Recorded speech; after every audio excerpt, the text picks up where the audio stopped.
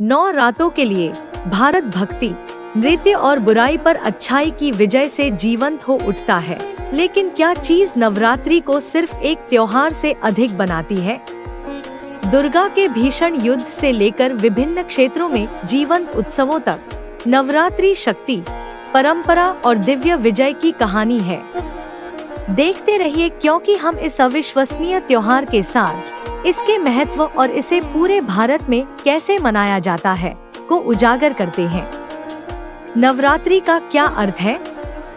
नवरात्रि, जिसका संस्कृत में अर्थ है 9 रातें, देवी दुर्गा को समर्पित एक जीवंत हिंदू त्योहार है जो आदि पराशक्ति का अवतार है।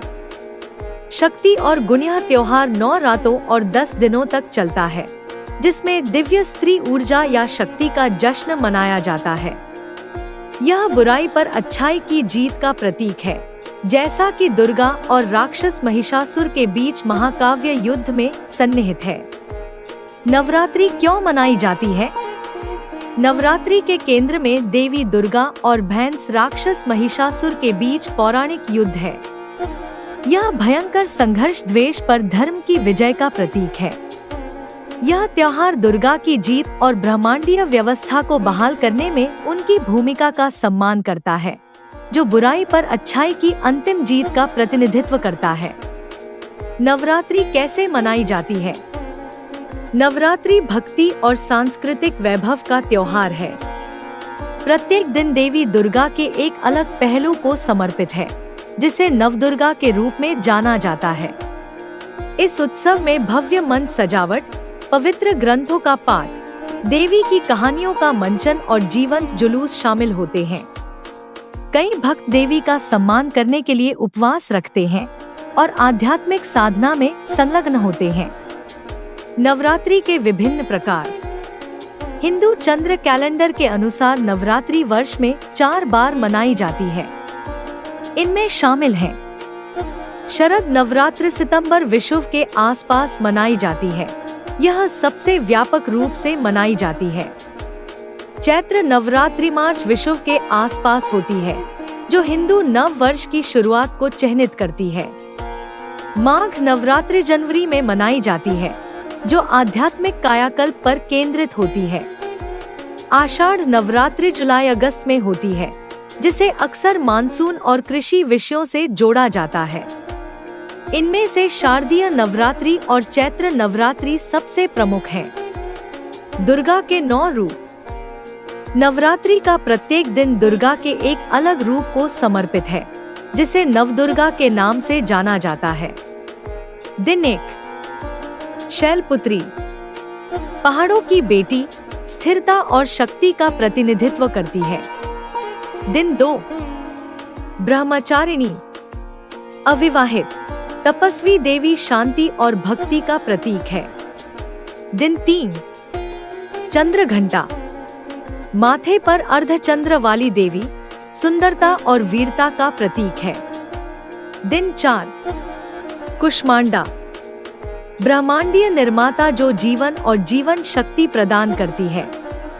दिन 5, स्कंद माता, स्कंद की मां, मातृ शक्ति का प्रतीक।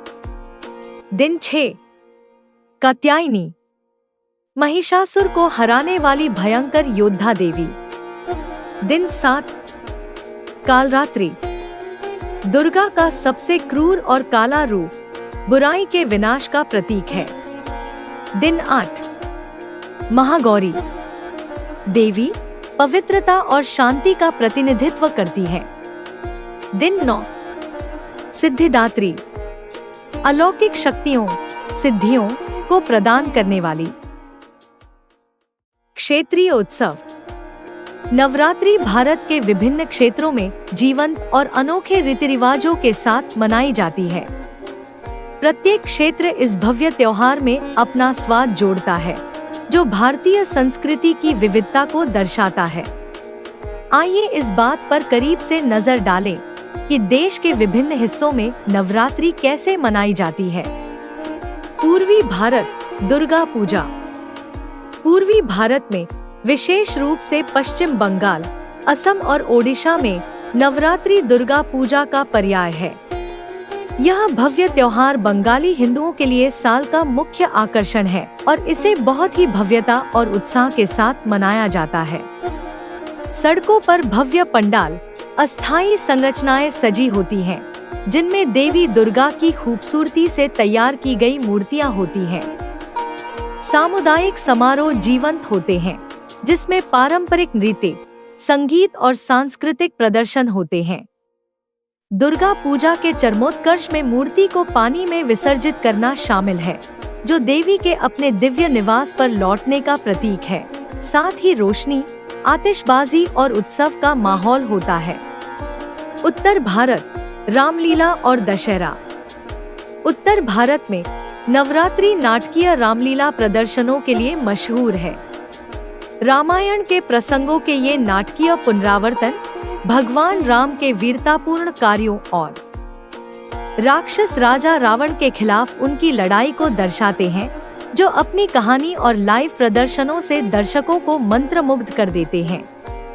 यह त्योहार दशहरा में समाप्त होता है, जहां रावण, कुंभकर्ण और इंद्रजीत के पुतले जलाए जाते हैं, जो बुराई के विनाश का प्रतीक है। गुजरात, गरबा और डांडिया। गुजरात में नवरात्रि को गरबा और डांडिया रास जैसे पारंपरिक नृत्यों के माध्यम से बड़े उत्साह के साथ मनाया जाता है।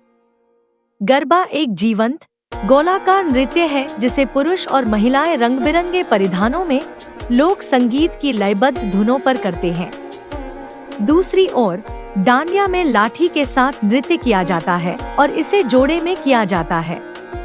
कर्नाटक, मैसूर दशहरा। कर्नाटक में विशेष रूप से मैसूर में नवरात्रि को राज्य उत्सव दशहरा के रूप में मनाया जाता है।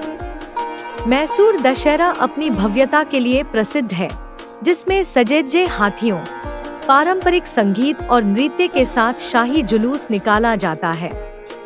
यह त्योहार देवी चामुंडेश्वरी की जीत का सम्मान करता है, जो दुर्गा का एक रूप है। इसके मुख्य आकर्षणों में जंबू सवारी शामिल है, जिसमें देवी की मूर्ति को एक सुसज्जित हाथी पर सड़कों पर घुमाया जाता है। तमिलनाडु, गोलू प्रदर्शन और सरस्वती पूजा।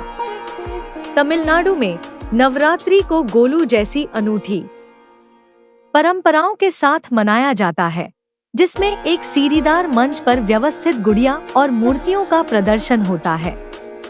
इन गोलू प्रदर्शनों में विभिन्न प्रकार के विषय शामिल होते हैं, जिनमें देवता, पौराणिक दृश्य और ग्रामीण जीवन शामिल हैं।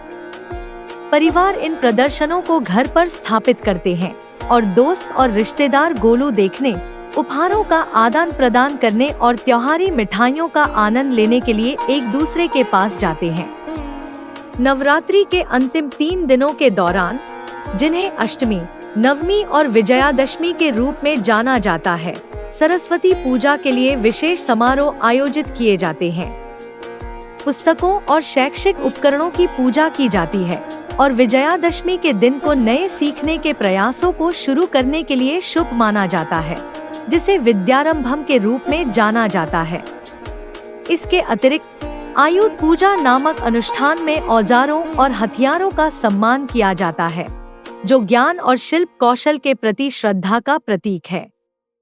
निष्कर्ष, जैसे जैसे 9 रातें समाप्त होती हैं, नवरात्रि हमें एक शक्तिशाली संदेश देती है। चाहे समय कितना भी अंधकारमय क्यों न हो, प्रकाश और अच्छाई हमेशा बनी रहेगी। यह त्योहार हमें हमारी परंपराओं से जोड़ता है और हमें उस शक्ति की याद दिलाता है जो हम में से प्रत्येक के भीतर निहित है। प्रत्येक क्षेत्र अपनी अपनी परंपराएं और प्रथाएं लेकर आता है, जो नवरात्रि को वास्तव में एक राष्ट्रीय त्योहार बनाता है, जो लोगों को उत्सव और भक्ति में एकजुट करता है। अगर आपको नवरात्रि के माध्यम से यह यात्रा पसंद आई है, तो Indian mythology and history channel like, share और सब्सक्राइब करना न भूलें। हमें नीचे एक टिप्पणी दें, आप नवरात्रि कैसे मनाते हैं? हमें आपकी कहानियाँ सुनना अच्छा लगेगा।